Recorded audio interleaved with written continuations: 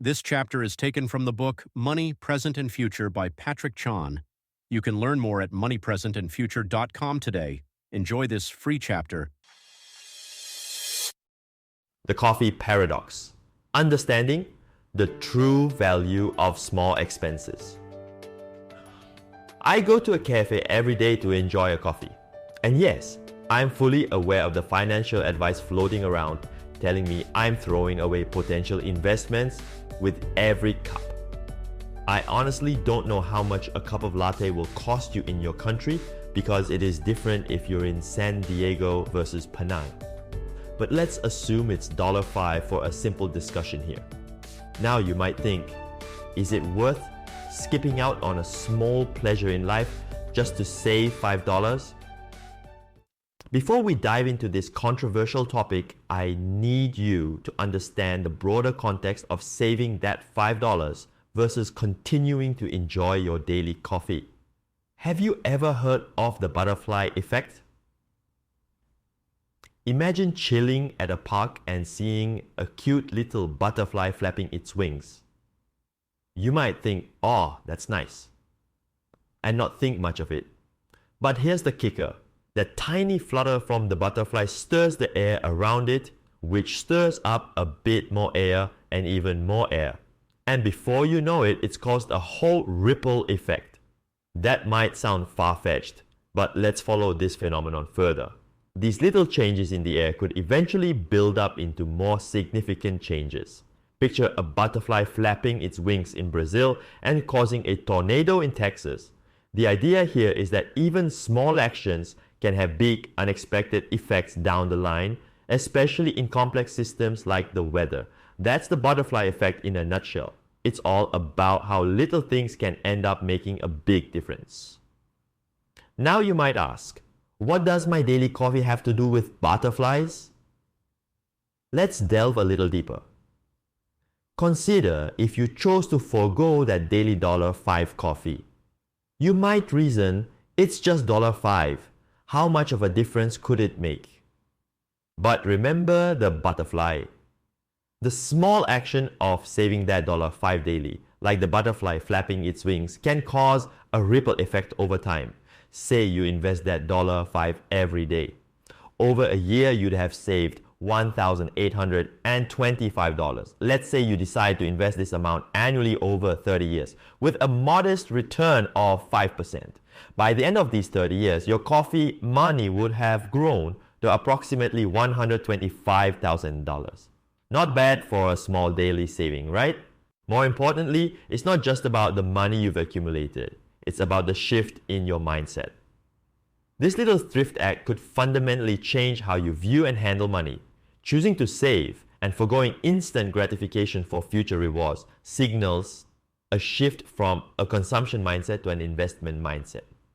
It's about realizing that small sacrifices today can lead to significant gains in the future.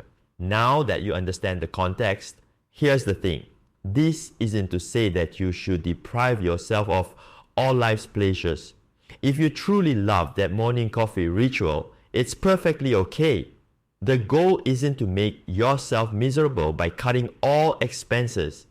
It's to be mindful of where your money is going and ensure it aligns with your values and goals.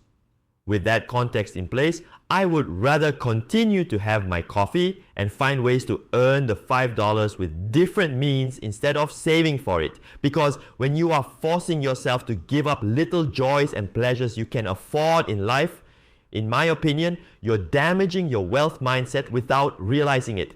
Think about it.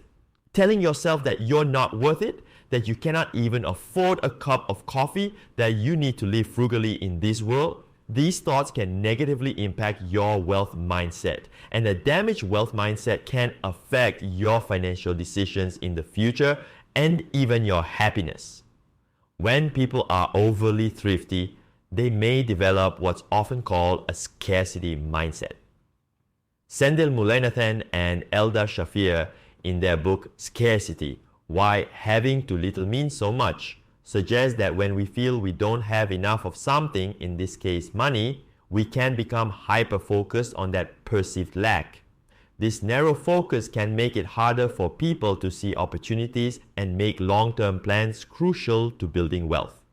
Moreover, a 2007 paper by Guiso and Paiella from the Bank of Italy showed that risk aversion negatively correlates with wealth, suggesting that overly thrifty individuals who avoid financial risk may also prevent the opportunity to accumulate wealth.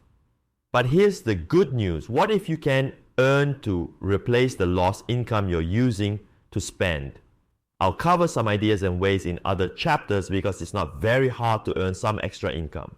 In my case, it also justifies tremendously to spend on my coffee because the cafe's environment is conducive for me to work. With that, it allows for higher productivity and better quality output work, all for just $5. This means the 30 days x $5 equals $. 150 expense is giving me a higher ROI as my work will generate much more than $150 of expense. So sometimes your expense is not an expense. It's just intangible to be seen as a positive ROI. While this chapter focused on coffee, the underlying message applies to any minor daily expense.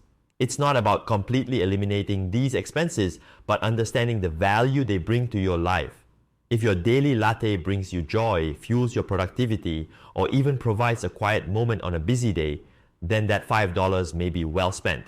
It's about being mindful of our spending, recognizing the intrinsic value, and weighing it against the cost. So, the next time you reach for your wallet, pause for a moment and consider the actual value of that expense. If it enhances your life in a meaningful way, then by all means, enjoy it without guilt. Remember, money is a tool to enhance your life, not a chain that restricts it. Every decision you make and every dollar you spend contributes to your personal journey of financial wisdom. You're the one in control.